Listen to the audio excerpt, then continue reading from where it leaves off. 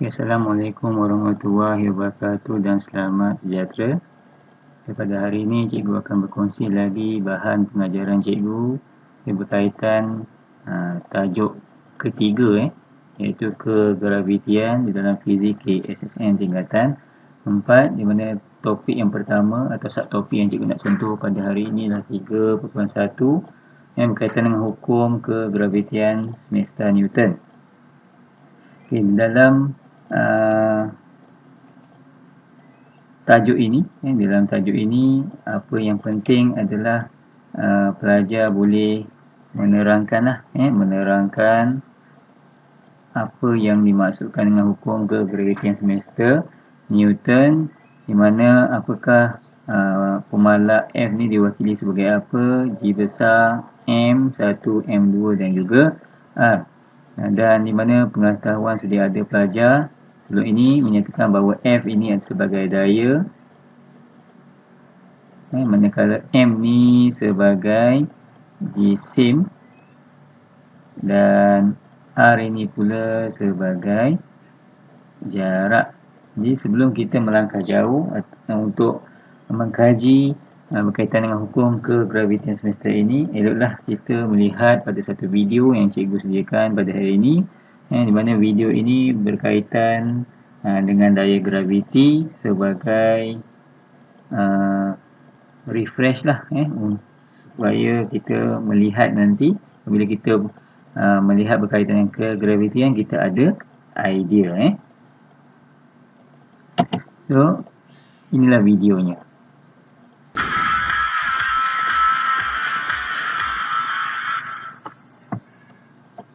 Salam sejahtera semua, saya Nadia dan kali ini kita akan belajar tentang daya graviti. Semua objek di sekeliling kita ditarik ke arah pusat bumi oleh satu daya yang dikenali sebagai daya tarikan graviti bumi. Daya ini menyebabkan objek jatuh ke arah bumi apabila dilepaskan. Daya tarikan graviti adalah suatu kuantiti vektor. Unit SI baginya ialah Newton. Medan graviti ialah satu kawasan di mana objek di dalamnya akan mengalami daya tarikan graviti. Yang objek yang mempunyai jisim akan mempunyai medan graviti di sekelilingnya. Medan graviti bumi mengalir ke angkasa lepas dalam semua arah. Semakin jauh kita berada dari pusat bumi, semakin lemah medan graviti bumi. Kekuatan medan graviti ditakrirkan sebagai daya graviti yang bertindak ke atas suatu objek berjisim 1 kilogram. Medan graviti diwakili oleh simbol G. Dengan itu, G bersamaan dengan F bahagi M, di mana F adalah daya yang bertindak ke atas objek dan M ialah jisim objek. Unit bagi kekuatan medan graviti ialah Newton sekilogram. Suatu objek yang jatuh di bawah daya tarikan graviti tanpa pengaruh daya-daya luar seperti rintangan udara dikatakan sebagai jatuh secara bebas atau jatuh bebas. Secara praktiknya, jatuh bebas hanya berlaku dalam keadaan vakum, iaitu dalam ruang yang tidak mengandungi udara. Objek yang jatuh bebas akan memecut. Pecutan ini dikenali sebagai pecutan graviti. Pecutan graviti tidak bergantung kepada jisim sesuatu objek. Di permukaan bumi, pecutan graviti ialah 9.8 meter sesaat sesaat. Unit pecutan graviti ialah meter sesaat sesaat yang diwakili oleh simbol G. Maka kekuatan medan graviti dan pecutan graviti kedua-duanya diwakili oleh simbol G. Untuk membuat perbezaan di antara medan graviti dan pecutan graviti, kita perlu ingat dua perkara. Yang pertama, apabila suatu objek berada dalam keadaan pegut, simbol G yang digunakan merujuk kepada kekuatan medan graviti bumi. Kedua, jika objek itu bergerak, iaitu jatuh bebas ke permukaan bumi, simbol G yang digunakan merupakan pecutan graviti. So, alhamdulillah. Daripada video tadi, kita dah nampak satu idea yang berkaitan yang merujuk kepada daya graviti, di mana sebenarnya kita simpulkanlah bahawa di sini daya graviti yang tertulis di atas ini merupakan satu daya semester lah, kerana daya graviti ini bertitik antara mana-mana dua jasad dalam semester. So cikgu highlightkan perkataan mana-mana dua jasad dalam semester, kerana dalam kita mengkaji hukum kegravitian kita perlukan maklumat ini. Jadi kita teruskan. So hukum kegravitian semester Newton ni, sebelum cikgu pergi, kita lihat sedikit info di sini. Info yang pelajar boleh lihat juga sebenarnya di dalam buku teks kamu. So apa info yang kita nak tengok kat sini adalah menyatakan bahawa daya graviti wujud secara berpasangan. Ni pelajar kena fahamlah bahawa daya graviti ni wujud secara berpasangan, dan dua jasad itu masing-masing mengalami daya graviti dengan magnitud yang sama. So cikgu highlightkan masing-masing mempunyai daya tekan graviti dengan magnitud yang sama. Jadi sebenarnya apa yang dimaksudkan dengan hukum kegravitian semester Newton ini? Daya graviti wujud antara semua objek di dalam semester. Boleh faham kan? Daya graviti antara objek-objek yang berdekatan dengan kita adalah sangat kecil dan hampir tidak dapat dikesan. Ini kerana objek tadi mempunyai jisim yang kecil dan ianya amat kecil.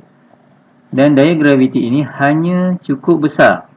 Hanya cukup besar untuk dikesan apabila salah satu objek atau kedua-duanya adalah sangat besar seperti bumi, bulan, matahari dan planet-planet di dalam sistem Suria.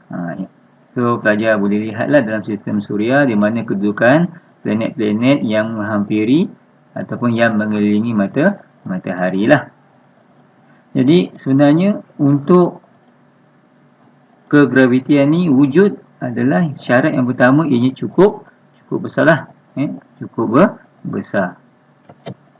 Ni kita tengok contoh lah. Sebelum kita pergi pada penerangan ni, pelajar lihat contoh apa yang ada.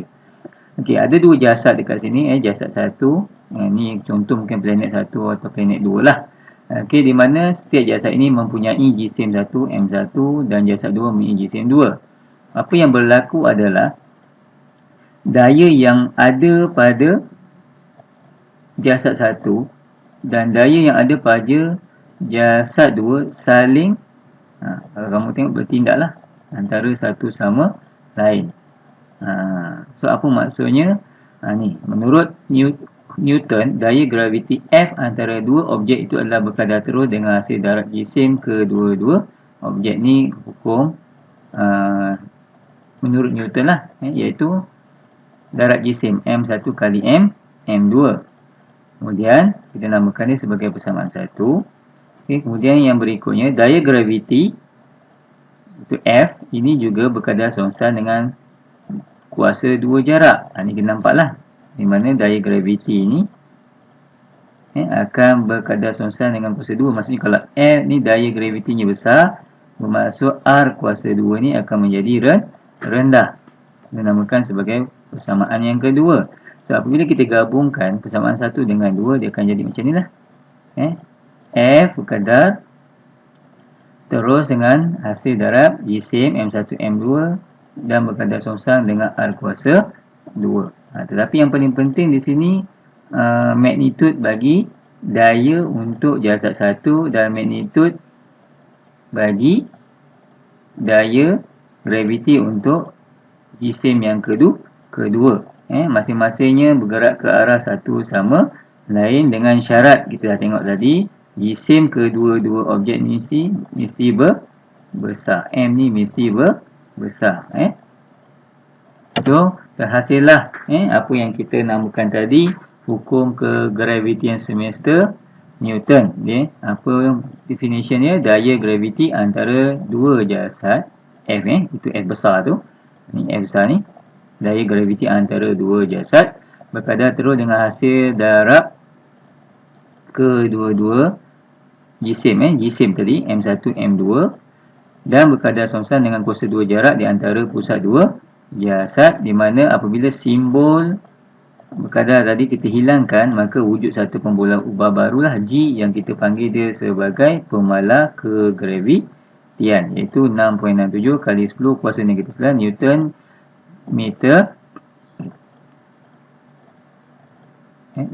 meter square per kilogram. Jadi dekat sini pelajar dah tahulah bahawa F itulah daya graviti, manakala M1 M2 masing-masing berkaitan dengan jisim jasad tersebut, dan R adalah jarak antara dua jasad. So sedikit info dekat sini yang boleh juga pelajar lihat di dalam buku teks, pelajar boleh baca. Tapi ini amat menarik, ini adalah amat menarik dan pelajar baca dan fahamkanlah. Seterusnya kita lihat contoh mudah dalam mentarikkan bagaimana menggunakan formula hukum kegravitian semester Newton. So, apa soalan yang kamu nampak ni? Sebuah durian yang jatuh. Sebuah durian yang jatuh, sudah pasti ianya mempunyai jisim lah, jisim tersendiri. Jadi, maklumat di sini yang pelajar nampak adalah